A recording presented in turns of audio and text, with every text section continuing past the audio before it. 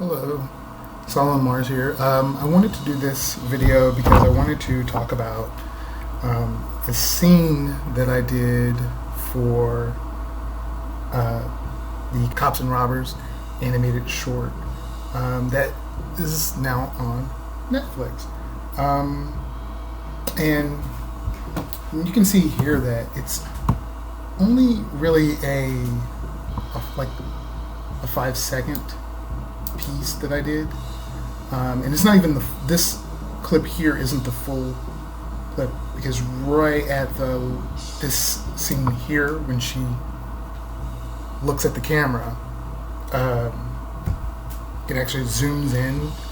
I did a zoom, but I did that in Adobe Premiere, and everything else I did in Adobe Photoshop. All the animation is done in Adobe Photoshop, like you can see here. But what to say? I mean, there's so much that I actually want to talk about that I never really talked about a whole lot of the details that are going on in here.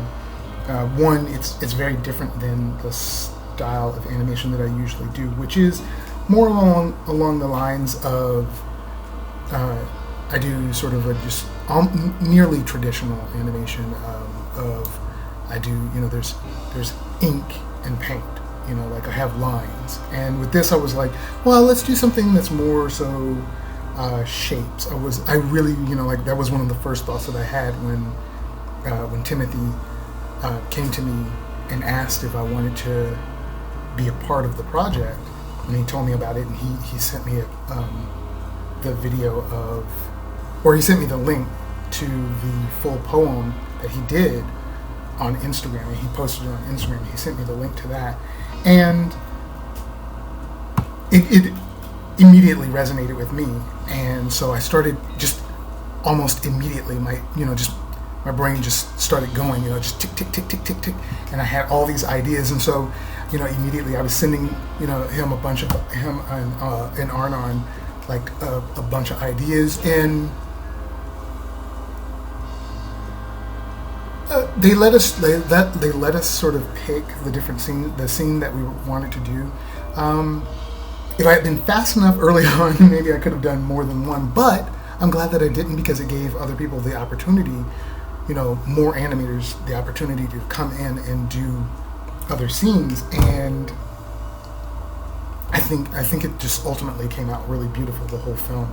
So many different approaches to animation in there. There was just a lot of really unique and really cool things. But I definitely, because I knew that it was a collaboration project, I was like, well, let's do something a little bit different, let's challenge ourselves in a few different ways. And so I definitely wanted to do the scene with, I wanted to do my animation with no lines, just color, just shapes. But then also there was the sequence when her son moves out of her arms, and he turns into like more spirit, like she just loses him. And that was the thing that I really was interested in challenging myself on, because I had never done anything quite so fluid. And I guess I can just let it run, and it's gonna be slow on my computer because there's actually a lot going on in here, and it probably takes a few times running through it before it can catch up to a full almost 30 frames per second that I'm doing. But just that whole part in there, I was looking forward to the challenge of how to make it look really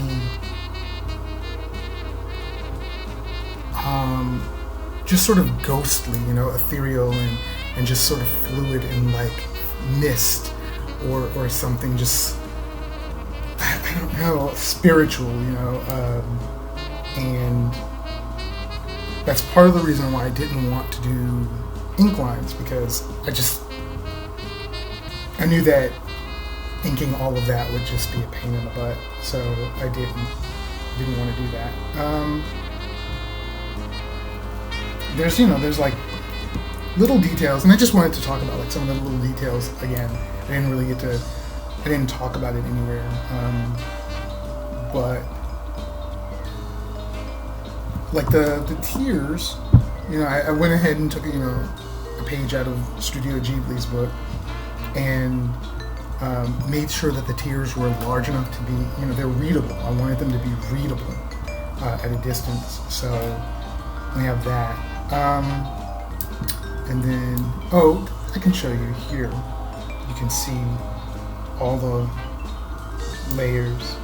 All of these are layers, and then all the frames, all the different animation frames in here. And you can see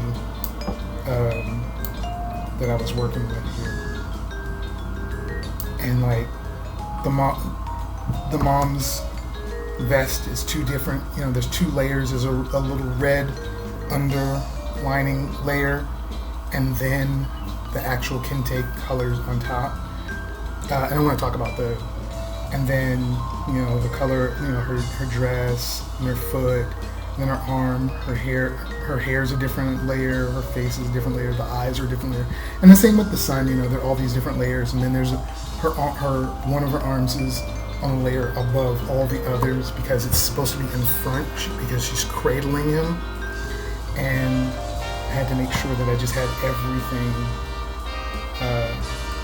in order. And that's part of the reason why it moves so slow on my computer, because that's a lot. It's just chugging through all those layers. But I don't know. I ultimately was really happy with that. But I did want to talk about, like, there's some little things that immediately, because I wanted there to be a lot of symbolism in this, and I wanted, because there were I had so many feelings going on. So I have some stuff. I'm looking in my folder over here. Let me see. I'll open. So I have like the kente pattern, or kente cloth pattern. And then this is the one that I actually used. I created it from scratch over time. Let me move that out of the way. Piece by piece, I actually created it, like piece by piece, putting all the pieces together to create the full kente cloth. And there is, let's see, here, and I wanted there to be a lot of meaning. So when I decided that I wanted her to be wearing sort of a kente cloth designed vest, I made sure that I did a little bit of research first to find out what the shape, because I wanted to know what the shapes meant. I figured, as a kid, we were told that the colors represented, different things. Black was the people, red was the blood, gold is, sometimes it's the grain, but sometimes it is literally the gold, and green is like the land, as far as Africa. And so I was definitely going with those colors, and I wanted there to be other degrees of symbolism within her. I made sure that her dress was this nice blue, this beautiful blue, because I wanted it to sort of be like the ocean, the water surrounding Africa, the ocean. And I made sure that there was, not just because, well, also because to me, I think, to nature, brown and green go really well together. It's like plants. You see a lot of plants, and it's just brown and greens. They just, there's a harmony there. And so I made sure that her arms, her arms were You went from the gold to the green to the brown, but I wanted there to be the earth, earth in the green going to her hands, her hands that would be holding her son. I wanted there to be that level of symbolism in there. You don't really see, I don't think there's I feel like there should be a layer, but I don't know that there's a layer with her shoes. I thought I did that layer, but she has shoes, they're just red shoes, but there's still, and then when I did the research, and then I have some notes that I put in here for myself. Yellow, richness, royalty, prosperity, wealth, purple, and it's like some of the colors, they're not all in her, some of them are in him. Blue, peacefulness, togetherness, patience, wisdom, good fortune, love, and harmony, and then I found out that the shapes in the kente cloth actually are representative of certain things.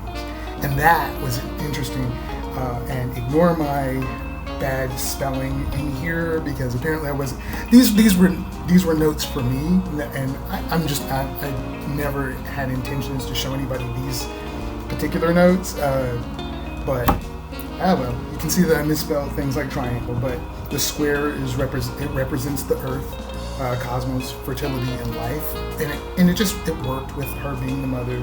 The triangle was life, birth through death, and I'm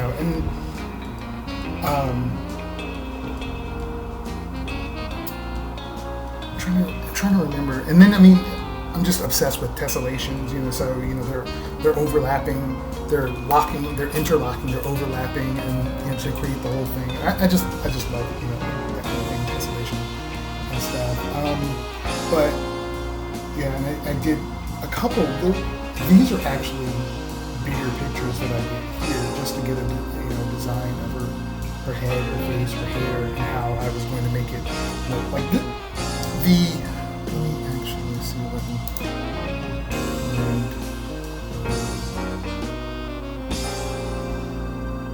Oh, that might be the same one.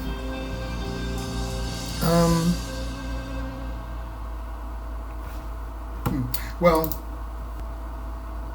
her hairline is probably just about the only thing that I have close to inking, and that's because I needed there to be a clear delineation between, her hair in the back, after she pulled it back, and the actual hair directly on her head, and I needed that, and then between her little scrunchie that she has in there, and I don't know. It took me a few tries, like trying to get her looks, and I will see if I can show you here some of the sketches. I'll try to turn everything off except for that, and you can see like I was playing around with a few different eyes, and then I have sketches on paper where I was getting her head shape and everything else. But this is the last stuff that I did, and I was trying to figure out how I was going to show her on her knees, feet tucked under her, and just playing with that. And then there's also the sun, and I went with a few other things. I think there's like two versions of the sun, I think, but the sun doesn't have as much detail going on as far as like showing like full turnarounds, because he was really only going to be in one pose and then turn into shapes. Whereas the mother, I knew that she was going to turn a little, so I needed to know what she looked like at, from the side, 3/4 front. And really, the focus was sort of getting that hair to, for the most part, maintain its volume, which I wouldn't say it takes time to get things like that to work, and when it's animated, it works, but I wish that I could have gotten the volume a little bit more consistent, but I had fun with it. I mean, that's what counts. And I definitely was going for, and I thought, in my mind, I thought that I was going to have it doing more in her vest. Her vest is a solid pattern like that, and the scrunchie. And if you notice, like, as she moves her head, the pattern stays in place. And it's because it's a transparency. So it's the patterns behind her, and I was going to do it with her vest as well, and it just, you see it, and it does it there, but it's so brief. It does it in those last few frames, but it's so brief, I don't even think it's noticeable. But I just, again, wanted to do something a little bit different than normal. And I mean, there's even like symbolism as far as like the sun. Like, I purposely, his colors, I made sure that I made sure that his colors, the colors of his shirt, are trans colors, because I wanted sort of to represent in that period that we were working on this. It was during the beginning of the Black Lives Matter movement, and I wanted like there to be multiple elements of it. The sons, the mothers, but then also outside of it, the sisters, the brothers, everybody was involved. And so this was my way of adding into it. Black trans lives also matter, and and putting that in there, that element in. And so I put it in the colors into his shirt, and and that was sort of the balance with the colors that the mom had, and and her kente cloth having so much meaning, but then also with her dress and the sleeves of her shirt, and just I wanted there to be a little bit of all of that, just meaning, something meaningful, to the Black experience in all the little parts. And I'll be honest with you. I'm going to say that the hardest part of this was this turn, making the sidewalk turn and face forward. I didn't know how many frames I needed to do it in. I didn't know if I could make it look fluid. I had to track like the stains and the piece of paper, and these were all put in place to match the scene that's before it, because I had seen a mostly finished version of the scene that is just before mine, and I wanted to make sure that I tried as much to match it, and I tried to match it in color and in look. And so there was a lot of, like it had a city street, and there was a lot of debris and things like that. So I tried to match that, as best I could.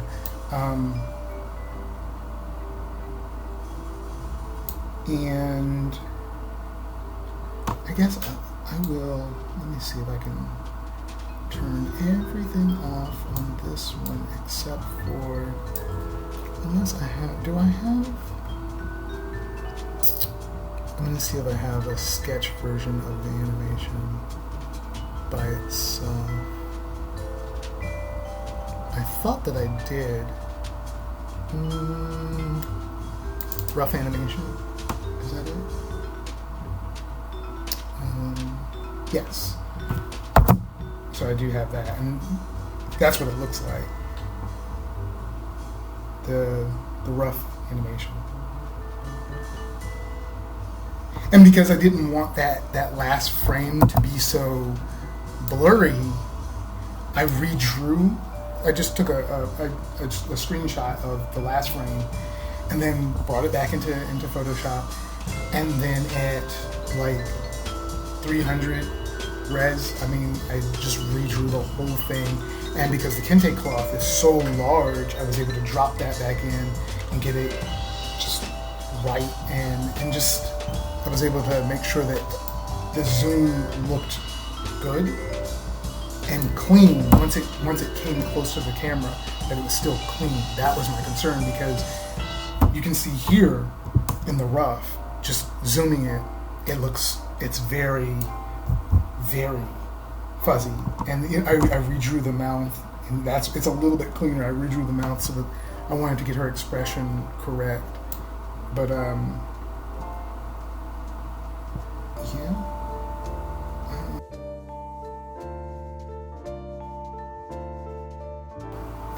That's about it.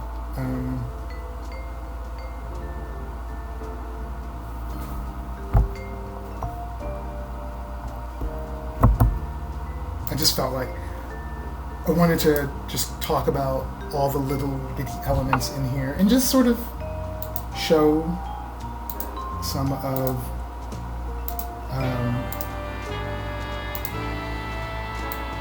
my little piece of something bigger and something that is just a collaboration. And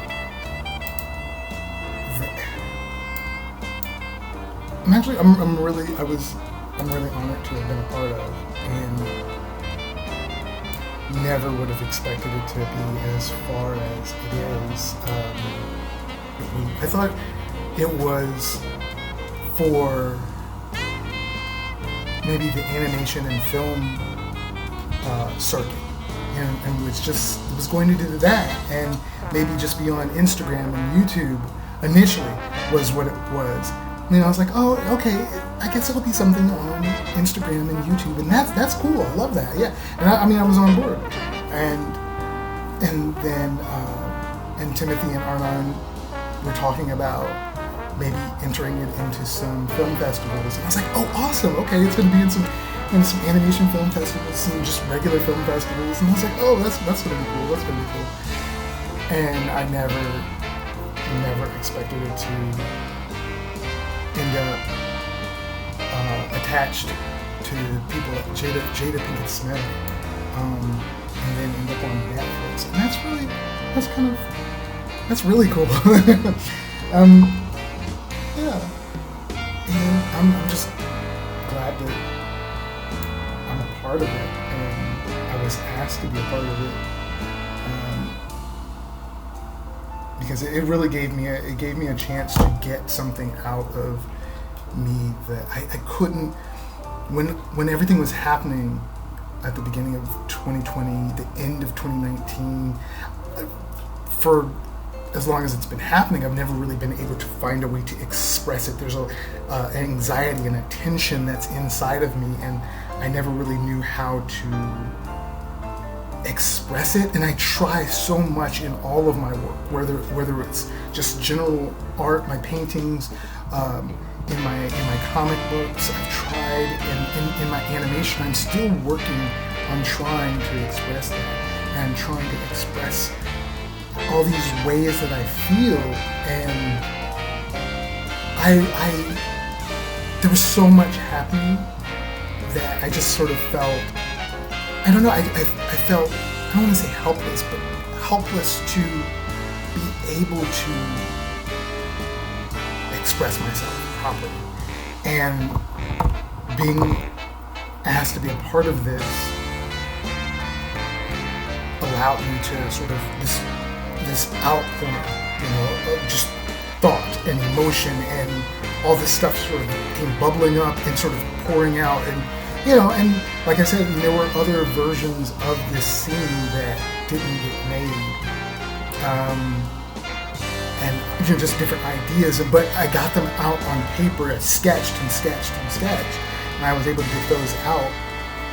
And it's not everything, obviously not everything has come out, but I still have my own work that I can, my personal animation work that I can actually put my feelings into as well.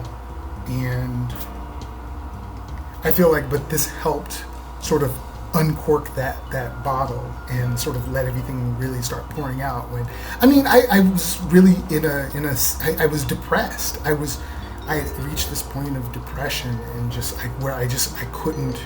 I felt like I couldn't even create. And then this opportunity came along, and it just, everything clicked and started bubbling up and pouring out, and I felt sort of, I don't want to say relief, but this sort of freedom, this, I felt lighter, and like expressing myself in this way, it mattered to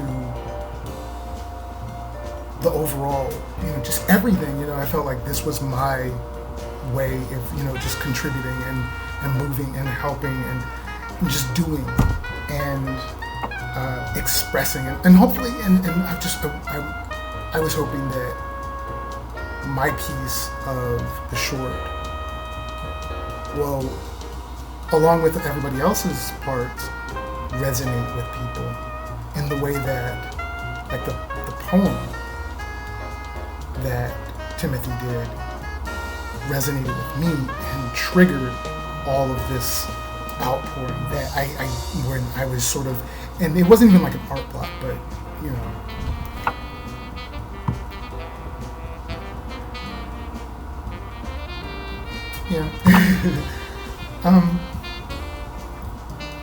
But yeah, I wanted to show all these parts and pieces, all the little things going on with this part of the short that I did for Cops and Robbers.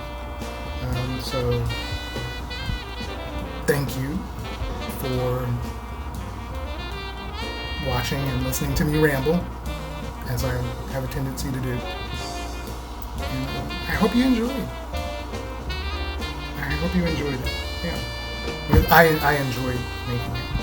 I absolutely love making it. Okay, bye.